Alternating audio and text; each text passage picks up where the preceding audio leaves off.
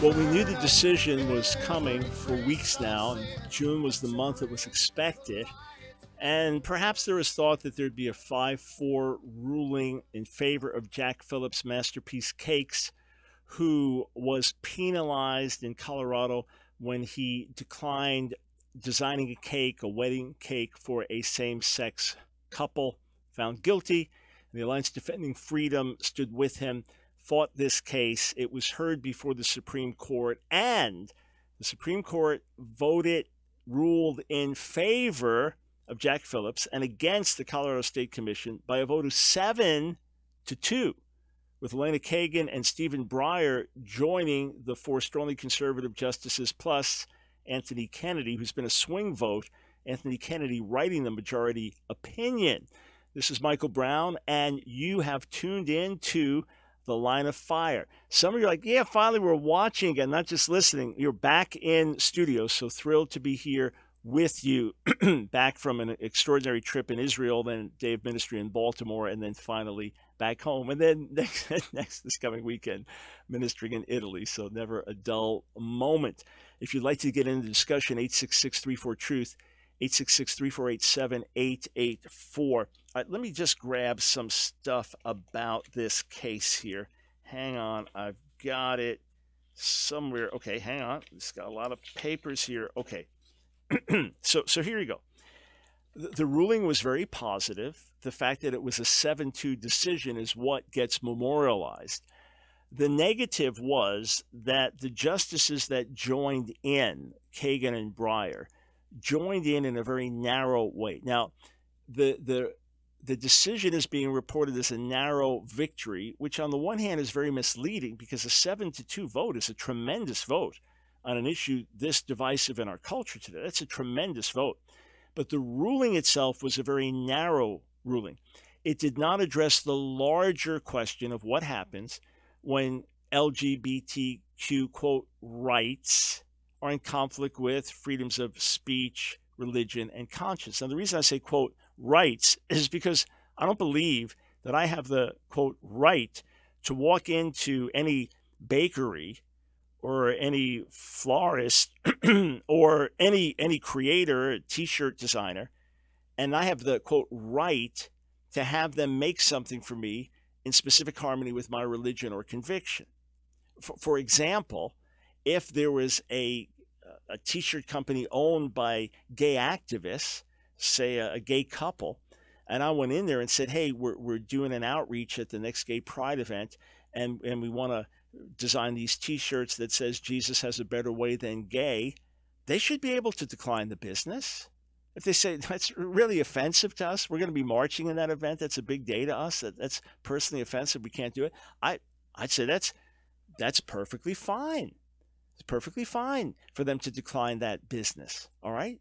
If you were a racist, a white racist, and you went into a bakery that was owned by an African American family, as a family business passed down, and you said, hey, you know, we think the KKK got a bad rap in our city, and we're having a big celebration, and we want cakes baked that say long live the KKK. Well, that African American family absolutely has the right to say, sorry, we're not going to do that for you. That violates our beliefs. Okay, so the sword cuts in many different directions. That's personally insulting to us. So in the same way, and notice I've used all kinds of different examples.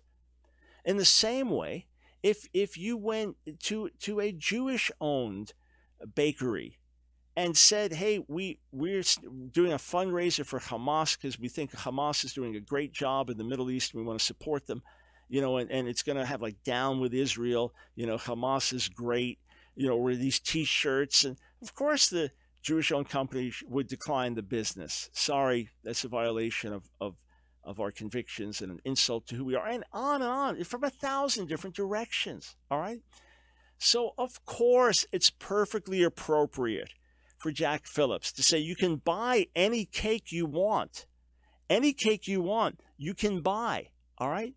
But I'm not going to design a cake for you. It's called Masterpiece Cakes. You know, these folks look at it as like a work of art. I'm not going to design a cake for you in direct violation of my religious beliefs. So what happened was that the Colorado Civil Rights Commission, did I call it Colorado State Commission earlier? The Colorado Civil Rights Commission ruled against Phillips. And Justice Anthony Kennedy, who was the swing vote, the vote that went in favor of redefining marriage. And didn't he write the majority opinion? He wrote the majority opinion here. And he said the commission's hostility towards religion, toward Jack Phillips' beliefs, the commission's hostility was inconsistent with the First Amendment guarantee that our laws be applied in a manner that is neutral toward religion. All right, now, the ruling could have gone further. The ruling could have made clear that when there is a conflict between our First Amendment rights and LGBT activism or the perceived rights of another group, and it violates our First Amendment rights, that you always side with the First Amendment rights. It could have made a broader statement, but it didn't. Nonetheless, it sends a loud message. Now, I just spoke with a friend of mine with the Alliance Defending Freedom, and he was getting into more details. I've not yet read any other quotes from the other dissenting or agreeing opinions. But Justice Gorsuch apparently ripped apart the opinion of Elena Kagan, an agreeing position that was very, very narrow in focus, and really excoriated her for that, as I was told. So Gorsuch living up to expectations as a little Scalia. But here's something wild. All right, here's something wild. And friends, this is just the pushback we told you is going to be coming. Have we told you there's going to be a pushback? Don't know how far it'll go. But LGBT activism overplays its hand, and even people who want to be moderate and sympathetic and affirming, and they're not asking for this. Nor are the great majority of them asking for a 15-year-old boy to be able to use the locker room and shower stall with their 15-year-old daughter and play on the sports teams together. Yeah, I mean, tolerance did not ask for that. So here's something utterly remarkable, and I wrote about it. You can read my article on stream.org about this case. As soon as we heard it, got an article out immediately. The Supreme Court pushes back against the rising tide of anti-religious animus. But you got to hear something shocking. 2015, Justice Alito, in a scathing dissenting opinion to the redefinition of marriage, and he was one of several who wrote scathing dissenting opinions, he warned about what was coming. He specifically said this: I assume that those who cling to old beliefs will be able to whisper their thoughts in the recesses of their homes. But if they repeat those views in public, they will risk being labeled as bigots and treated as such by governments, employers, and schools. I cite that in my article. So I was looking for Alito's dissenting opinion so I could quote it in my article when I was writing it a few hours ago. And I spotted this remarkable article in the LA Times.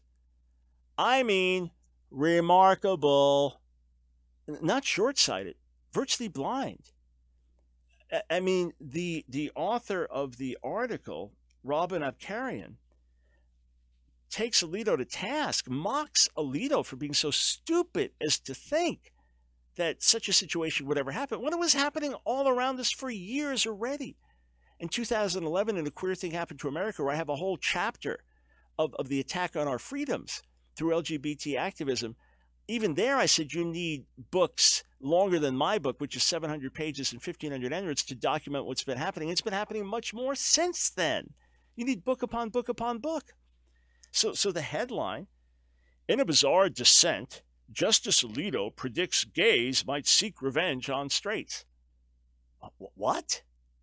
Look, any group that feels it's been oppressed and pushed down, when it rises up, is often going to push back against the other group. I don't care which group it's been, okay? That's going to happen. But I've said for, almost 15 years now that those who came out of the closet want to put us in the closet. You didn't have to be a prophet to see that or know that. And here, 2015, this op-ed in the LA Times is mocking that reality.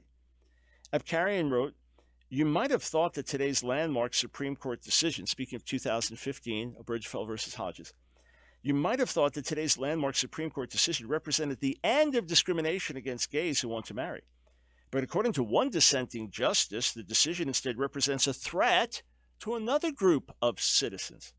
Who might they be? He asks. People who oppose gay marriage, he writes. And incredibly, it's incredible to me that he writes. It's incredible to me that a journalist thought it was incredible.